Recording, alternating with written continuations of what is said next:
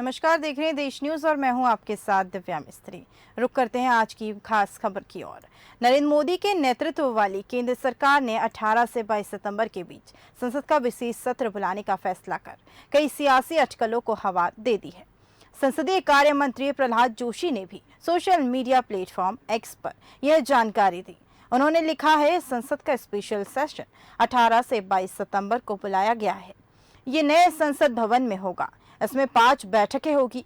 संसद का शीतकालीन सत्र अमूमन नवंबर माह में होता है। इससे पहले विशेष सत्र के ऐलान ने विपक्ष को हैरान कर दिया है। विशेष सत्र की घोषणा के साथ ही चर्चाओं का दौर शुरू हो चुका है कि स्पेशल सत्र में समान नागरिक संहिता, यूनिफॉर्म सिविल कोड, एक देश एक चुनाव और महिला रिजर्वेशन पर विधेयक लाया जा सकता है। इसके साथ ही G20 की अध्यक्षता और चंद्रयान 3 की चांद पर सफल लैंडिंग का जश्न नई संसद में मनाए जाने को लेकर भी अटकलों का बाजार गर्म है। हालांकि विशेष सत्र के एजेंडे के बारे में भी आधिकारिक तौर पर सरकार की ओर से कोई बात फिलहाल सामने नहीं आई। माना जा रहा है कि 9 और 10 सितंबर को होने वाले G20 शिखर सम्मेलन के बाद इस बारे में स्थिति साफ हो जाएगी। पीएम एक देश एक चुनाव को इलेक्शन रिफॉर्म का अहम हिस्सा मानते हैं। बता दें कि एक देश में चुनाव पीएम मोदी की प्राथमिकताओं में रहा है और वे कई बार सार्वजनिक रूप से इस बारे में भी बोल चुके हैं। 26 जून 2019 को राष्ट्रपति अभिभाषण पर राज्यसभा में धन्यवाद प्रस्ताव पर चर्चा का जवाब देते हुए पीएम ने एक देश एक चुनाव को चुनाव सुधार प्रक्रिया का अहम हिस्सा भी बताया था और विपक्षी दलों से इस दिशा में गंभीरता से विचार का आग्रह किया था। बता दें कि वर्ष 2023 के अंत में मध्य प्रदेश, छत्तीसगढ़ और राजस्थान सहित 5 राज्यों में विधानसभा चुनाव होने हैं, जबकि अगले वर्ष आम चुनाव के अलावा आंध्र प्रदेश, ओडिशा जैसे कुछ राज्यों में भी विधानसभा चुनाव है। राष्ट्रपति और 2 सदन राज्यसभा और लोकसभा सदन का अहम हिस्सा है। हालांकि संसद का गठन होते हुए भी राष्ट्रपति किसी भी सदन की चर्चा में भाग नहीं लेता है। इसके पास संसद के दोनों सदनों को बुलाने और स्थगित करने का संवैधानिक अधिकार है। सत्र बुलाने का अधिकार सरकार के पास, संसद सत्र बुलाने की शक्ति सरकार के पास है।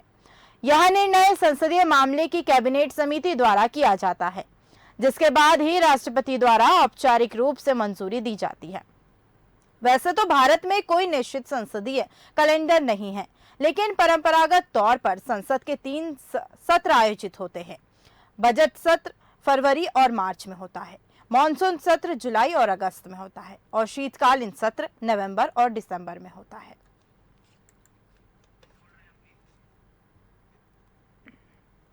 बता दें कि स्पेशल सत्र जल्द ही शुरू होने वाला है, जिसको लेकर ही अटकलें सामने आ रही है। इसके बाद विपक्ष में भी कई संवैधानिक सवाल भी खड़े हो रहे हैं। बता दें, विशेष सत्र की शुरुआत जल्द होगी, जिसके बारे में जानकारी दे दी गई है।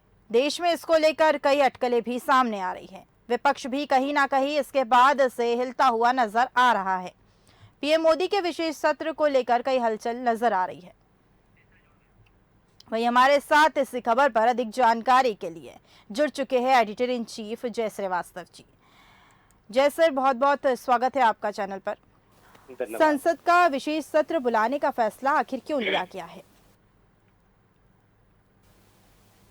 देखिए कि संसद जो विशेष सत्र है ये बुलाया है, लेकिन अभी तक उसका एजेंडा सेट नहीं है। मतलब अगर सेट होगा गवर्नमेंट के पास, लेकिन अभी पब्लिक में नहीं है जी। तो इसीलिए लोग जिस प्रकार से तरह तरह से जो आकलन लगा रहे हैं, उसमें ये माना जा रहा है कि 10 छोटे बड़े जो है कानून पास करने के लिए संसद सत्र का विशेष ये बुलाया गया है।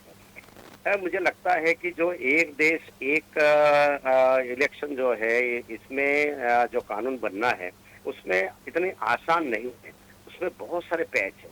लेकिन सरकार इतनी गंभीर है, यदि इस पर कोई कानून बनाने के लिए ये सत्र बुलाया है तो उसमें निश्चित रूप से सभी पहलुओं का ध्यान रखा गया होगा। और जो कमेटी बनाई है, कमेटी बनाने के बाद जो कमेटी बहुत जल्द उनको एक रिपोर्ट पेश करेगी। वो रिपोर्ट में ये है कि मध्य प्रदेश का कितना रोल है और जो कानून बनाना है, इस कानून में आगे किस प्रकार के जो बाधाएं आना है वो कैसे दूर किया जा सकता है। ये सभी प्रकार के जो है ये आकलन करके, निरीक्षण करके, परीक्षण करके ये एक रिपोर्ट पेश करेंगे। नई बात ये है कि इसमें जो सुधीर रंजन चौधरी, इसमें जो कांग्रेस के नेता है, जी। उनको इसमें शामिल किया गया था।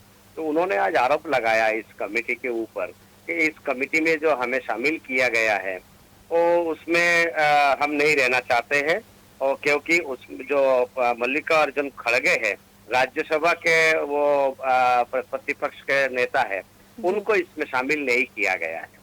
तो मुझे ये लगता है कि इस कदम ने हो सकता है कि समिति पर जो है, समिति को सोचने के लिए तैयार मजबूर कर दे कि भाई आगे जो रणनीति है उसमें क्या किया जा सकता है जिसमें प्रतिपक्ष के लोग ही नहीं हो।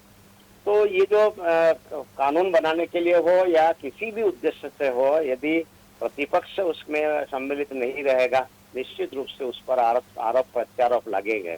और विपक्ष का आरोप ये है कि इसके लिए पहले बात होनी चाहिए थी। अगर विशेष सत्र बुलाना है तो पहले बात होती कि किस कारण से बुलाया जा रहा है, इसके क्या ड्राफ्ट तैयार किया गया है। लेकिन इस प्रकार की किसी भी जानकारी उनके नहीं होने के कारण से वो आरोप लगा रहा है कि एक तरफी कहीं ना कोई जो है एक कानून बनाने के लिए ड्राफ्ट तैयार कर रखा होगा और उसको प्रस्तुत किया जाएगा और वहाँ पास कराया जाएगा। तो ये संविधान के खिलाफ है, ऐसा आरोप विपक्ष लगा रहे हैं। लेकिन सरकार पूरी तरह से तैयार है। मुझे ऐसा लगता है कि चाहे वो यूसीसी हो, महिला बिल हो या वन नेशन वन इलेक्शन कानून हो, ये इस बार आकर रहेगा। जी जी जय जी, मैं पूछना चाहूंगी कि क्या कुछ खास देखा जाएगा इस सत्र में? ये सत्र है विशेष सत्र। विशेष सत्र तभी बुलाया जाता है जब कुछ खास होता है जी। और खास ड्राफ्ट जो है तैयार किया गया होगा, ये अभी 2-4 दिन में ही मालूम पड़ेगा। कारण अभी जो है किसी भी प्रकार से कोई जानकारी नहीं है कि इसमें किस कानून के लिए ये सत्र बुलाया गया या बुलाने के पीछे मकसद क्या है सरकार का। क्योंकि अभी जब तक इसका ड्राफ्ट सामने नहीं आ जाए तब तक इसका नफा नुकसान बोलना अतिशयोक्ति होगी। ये जरूर है कि लोग जो आकलन कर रहे हैं कि ये वन नेशन वन इलेक्शन जो है इसी पर ये सत्र है, क्योंकि उसके लिए कमेटी भी बना दी गई है। अभी मैं बताना चाहूंगा कि यदि अभी 5 राज्यों में अभी इलेक्शन है अभी और 2024 में लोकसभा है, यदि ऐसा कोई कानून बनता है वन नेशन वन इलेक्शन, इसके लिए जो है जो फायदा और नुकसान ये बताया जा रहा है कि इसमें जो बहुत ज्यादा खर्च होने वाले जो राशि है उसमें कटौती होगी। उसके अलावा जो है जो आचार संहिता के कारण से जो विकास कार्य अवरुद्ध होता है उसमें जो है सुविधा मिल जाएगी, इतना ज्यादा अवरुद्ध पैदा नहीं होगा। इसी प्रकार से जो है नुकसान ये बता रहे हैं कि ईवीएम में काफी ज्यादा खर्चा है। एक देश में बहुत सारे सरकार को आपको भंग करना पड़ेगा, बहुत सारे सरकार के जो कार्यकाल है उसको आगे बढ़ाना पड़ेगा, इन सब के लिए कानून बनाना पड़ेगा, तब जाके ये संभव होगा।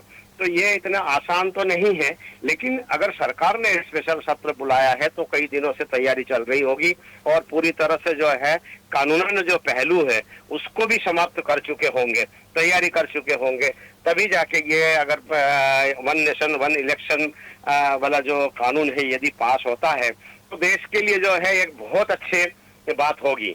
मैं आपको ये बता देना चाहता हूँ कि ये जब से आजादी के बाद से कई वर्षों तक जो है वन नेशन वन इलेक्शन जो अभी का जो ये है ये पहले भी होता रहा, एक साथ इलेक्शन होता रहा है। लेकिन 70 में आजादी के बाद से 70 तक एक साथ इलेक्शन होते थे जी। लेकिन जब से राज्य सरकार भंग होने लगी तभी से जो है ये बिगड़ा है और 1970 में पहली बार जो है अलग अलग इलेक्शन होना चालू हुआ है। और 1980 में जो निर्वाचन आयोग है उन्होंने एक टिप दी थी कि ये जब तक वन नेशन वन इलेक्शन नहीं किया जाएगा तब तक इसमें खर्चा बहुत बढ़ेगा और देश हमेशा इलेक्शन मोड पर रहेगा। अब देखिए जो है हम लोग जहाँ से भी इंडिया में लोग रहते हैं, अगर कर्नाटक में इलेक्शन है तो पूरा देश उस पर टकटकी लगाकर देखता है। वो देश के जो है अधिकतर नागरिकों की नजर जो है उस पर होती है, क्योंकि एक राज्य के चुनाव नहीं है, पूरे देश की नजर उस पर रहता है, पूरे देश के लोग उसमें मानसिक रूप से जो है जुड़े होते हैं। तो इसी कारण से वन नेशन वन इलेक्शन होना बहुत ही ज्यादा फायदेदायक है देश के लिए। इसमें इंसानों को भी, जो जनता है उनको भी फायदा है। दूसरी बात यही है, भारत के जो आर्थिक जो स्थिति है वो उसमें भी जो है सुदृढ़ होना है और सुरक्षा के दृष्टिकोण से भी बहुत लाभ होगा। लेकिन एक जो दिक्कत है वो मैं आपको बता रहा हूँ कि प्रतिपक्ष के जो नेता है वो क्यों इसका विरोध कर रहे हैं। क्योंकि जो क्षेत्रीय नेता है, जो क्षेत्रीय पार्टी है, उन लोगों के लिए जो है ये मुसीबत की घड़ी आ जाएगी। क्योंकि उन लोगों के जो चुनाव के जो तरीका है उस पे जो है उनको बदलाव करना पड़ेगा। कई बार देखा गया है कि देश में जब लोकसभा का चुनाव होता है तब वो मिल के चुनाव लड़ते हैं, लेकिन विधानसभा में अलग अलग चुनाव लड़ते हैं, सब अपने अपने खिलाफ लड़ते हैं। लेकिन ऐसे स्थिति में अगर वन नेशन वन इलेक्शन के रूल लागू हो जाता है तो ये ऐसा नहीं कर पाएंगे। इससे जो क्षेत्रीय दल है, छोटे छोटे दल है, उनको नुकसान होगा। जी दीजिए। मेरा अगला प्रश्न होगा कि इस विशेष सत्र के बाद देश में क्या कुछ नए बदलाव देखने को मिलेंगे? देखिए, फिर मैं वही दोहराऊंगा कि अभी विशेष सत्र का एजेंडा अभी पब्लिक में नहीं जी। हो सकता है सरकार ने तैयार कर रखा है। जब तक उस एजेंडा पब्लिक में नहीं आएगा तब तक इस प्रश्न का जवाब देना उचित नहीं होगा। क्योंकि अभी सब कुछ आकलन है, अंदाजा है कि हो सकता है कि वन नेशन वन इलेक्शन कानून लाए, हो सकता है यूसीसी लेके आ जाए, हो सकता है वर्शिप एक्ट के जो वो खत्म करने के लिए हो सकता है वक्फ बोर्ड की जो पावर है उसको खत्म करने के लिए हो। कुल मिला के जब तक वो ड्रॉप देश के सामने नहीं आएगा, जनता के सामने नहीं आएगी, तब तक जो है इस पर आकलन करना कि इसमें नुकसान क्या होगा, फायदा क्या होगा, ये अतिशयोक्ति होगी। अभी हम केवल इंतजार करना पड़ेगा कि वो जो ड्राफ्ट है जो इस विशेष सत्र में आने वाला है वो जो है हमारे सामने आने के बाद ही इस पर विस्तृत जो है आकलन किया जा सकता है। फिलहाल जो है अंदाजा लगा के ये किया जा सकता है, ये कानून अगर लागू होता है तो ये फायदा होगा, ये नुकसान होगा। लेकिन कानून क्या आने वाला है वो पहले हमारे सामने आ जाने दीजिए। जी, क्या विपक्ष इसका समर्थन कर रही है या लगातार इसका विरोध जारी रहेगा? देखिए, विपक्ष इसके लिए समर्थन इसलिए नहीं करेगा क्योंकि विपक्ष ने जो INDIA का जो निर्माण किया है वो पूरी तरह से तहस नहस हो जाएगी अगर वन नेशन वन इलेक्शन कानून लागू हो गया तो विपक्ष के जितने भी जो मंसूबे पहले हैं उस पर तो पानी फिर जाएगा। तो इसीलिए विपक्ष किसी भी हाल में जो है इसके लिए तैयार नहीं होंगे। इसके दूसरा कारण ये है कि विपक्ष जो है वो छोटे छोटे पार्टियों को मिला के तैयार किया गया है। तो इसीलिए जो है, जो मैंने पहले बोला है कि छोटी पार्टियां जो है इसमें खत्म होने प्राय आ जाएगी। क्योंकि ये लोकसभा चुनाव में साथ में लड़ेंगे तो विधानसभा में लड़ना पड़ेगा, ये इनके तासीर में मेल नहीं खाएगा। इसी कारण से जो है विपक्ष किसी भी हाल में इसके लिए राजी नहीं होंगे। लेकिन जो कि प्राइम मिनिस्टर ने कुछ सोचा होगा और इनके समर्थन भी होंगे तभी जाके ये कानून पास करने के लिए जो है विशेष सत्र बुलाया है। अगर ये कानून अगर वन नेशन वन इलेक्शन का हो तो निश्चित रूप से देश के लिए ये बड़ा निर्णय होगा, जिसे आजादी के बाद से लोग इंतजार कर रहे थे, जिसे 1980 में निर्वाचन आयोग ने कह चुके थे कि इस प्रकार का जो है कानून बनना चाहिए। देश में जो है अलग अलग चुनाव होने से काफी नुकसान होता है। जी। क्या देश में हुए हिंसा को लेकर भी इस सत्र में कोई चर्चा संभव है? देखिए, देश में जो हिंसा है उसके लिए ऑलरेडी बहुत सारे कानून बने हुए हैं, इसीलिए जो है उसमें अलग से कानून बनाने की कोई जरूरत है नहीं। इसीलिए मैं कहना ये चाहूंगा कि मेरे ख्याल से जो है इस पर कोई कानून नहीं बनेगा। केवल ये बन सकता है कि जो यूसीसी है, जो समान नागरिक संहिता है, वो कानून बन सकता है। वन नेशन वन इलेक्शन कानून आ सकता है, महिला बिल आ सकता है, या वर्शिप एक्ट जो आपने देखा होगा कि मंदिर मस्जिद के लिए जो कानून बना हुआ है उस कानून को लागू किया जा सकता है, उसको कानून को खत्म किया जा सकता है। या जो वक्फ बोर्ड को जो पावर दी गई है, अनैतिक पावर दी गई है, उसको हो सकता है कि खत्म किया जाए। जी, जैसा कि आपने बताया यूसीसी भी लागू हो सकती है। यूसीसी के बाद देश में किस तरह के बदलाव होंगे? देखिए, यूसीसी बहुत बड़ा ये है, इतना आसान नहीं है। इसमें केवल जो है जो मुस्लिम जो धर्मगुरुओं का विरोध हो रहा है उसके पीछे कारण जो शरिया लॉ है उसमें बहुत बड़ा परिवर्तन आ जाएगा। मतलब ये कहा जा सकता है कि शरिया लॉ जो है ये खत्म करना पड़ेगा। दूसरा यही है कि इसके लिए जो छोटे छोटे और भी समाज है, जैसे आदिवासी समाज में भी बहुत सारे चीजें हैं जो संविधान से खिलाफ है, वो सारे चीजों को संविधान के अंतर्गत लाना पड़ेगा, तब जाके जो है यूसीसी सफल हो पाएगा। लेकिन भारत सरकार जो है, विशेष करके भारतीय जनता पार्टी के 3 जो सबसे बड़े मुद्दे थे वो थे राम मंदिर, 370 और समान नागरिक संहिता। तो समान नागरिक संहिता जो है अकेला बचा हुआ है, उसको तो अभी नहीं तो अभी आगे जाके करेंगे ही, लेकिन 2 पहले कर चुके हैं। आपको मालूम होगा कि राम मंदिर का निर्माण हो चुका है, मतलब उसके लिए सब कुछ तैयारी हो गई है। उसके बाद आपके 370 जो है कश्मीर से हटा दिया गया है, अब केवल रह गया है यूसीसी। तो यूसीसी तो लाएंगे ही, अब उसका परिणाम क्या होगा वो बाद में देखा जाएगा, क्योंकि परिणाम ये हो सकता है कि भारी विरोध हो सकता है, लेकिन इन सब चीजों में भी भारी विरोध होने की संभावना थी, लेकिन नहीं हुई। तो ऐसे स्थिति में जो है शायद मुझे लगता है कि यूसीसी भी ला सकते हैं। तो ये 5-6 कानून के विषय में चर्चा किया जा रहा है कि हो सकता है यूसीसी लाया जा सकता है, महिला बिल पर कानून ला सकते हैं कि जो पार्लियामेंट में महिलाओं की संख्या में वृद्धि हो, इस पर कोई कानून ला सकते हैं, और जो वर्शिप एक्ट है उसको हटाने के लिए कानून ला सकते हैं। ये सारे चीजें हैं। जो वक्फ बोर्ड है उसके पावर को लेके हो सकता है, और भी बहुत सारे हैं। जन निरोधक जो है, जो जनसंख्या रोधी जो कानून है वो भी ला सकते हैं। तो अभी जब तक ड्राफ्ट सामने नहीं आ जाए तब तक हमें आकलन करने में दिक्कत आएगी। जिस दिन ड्राफ्ट आ जाए, मतलब पार्लियामेंट हाउस में जिस दिन ये कानून पुटअप होगा उसी दिन पता चलेगा किस कानून में क्या है। जी, जैसा कि देश के राज्य उत्तराखंड में भी यूसीसी लागू हो गए हैं, उत्तराखंड में क्या कुछ हलचल नजर आ रही है? देखिए, उत्तराखंड का जो ड्राफ्ट है वो तो सबके सामने है। उत्तराखंड में विशेष करके यूसीसी के विषय में ड्राफ्ट तैयार है। तो ड्राफ्ट में ये कहा गया है, 5 विशेष का ये है। देखिए, इसमें किसी के नाम भले ही नहीं लिया गया है कि ये हिंदुओं को फायदा होगा या मुस्लिमों को फायदा होगा या क्रिश्चियन को फायदा होगा। इसमें जो कानून है वो ये है कि आप एक से अधिक शादी नहीं कर पाएंगे। उसके बाद जो बच्चे हैं उनको आपको बराबरी का अधिकार होगा। दूसरा यही है कि जो गोद लेने का जो ये है रूल है वो ओपन हो जाएगा। तीसरा यही है कि जो तलाक है, तलाक वो आप जो जिस प्रकार से संविधान में है उसी ढंग से करना पड़ेगा। ये कुछ चीजें हैं कि बंटवारा, गोद, शादी और आपके तलाक, ये 4-5 चीजें हैं जिससे ये यूसीसी इसके इर्द गिर्द घूमती है। तो आमतौर पे देखा ये जा रहा है कि ये जो 4-5 चीजें हैं ये शरिया कानून के अंतर्गत आता है। तो इसीलिए लोग विरोध कर रहे हैं कि ये 5 कानून दूसरों के लिए तो है ही नहीं। ऑटोमेटिक जो है एक शादी, हिंदू मैरिज एक्ट में एक शादी प्रोविजन है, लेकिन शरिया कानून में 4 कर सकते हैं। दूसरी बात यही है कि बच्चों को जो संपत्ति के बंटवारा है उसमें जो है हिंदू कानून में बंटवारा बराबर दिया देते हैं, लेकिन शरिया कानून में जो है उसमें भाई के लिए अलग है, बहन के लिए अलग है। गोद लेने का जो ये है कि गोद लेने का प्रथा शरिया में है ही नहीं।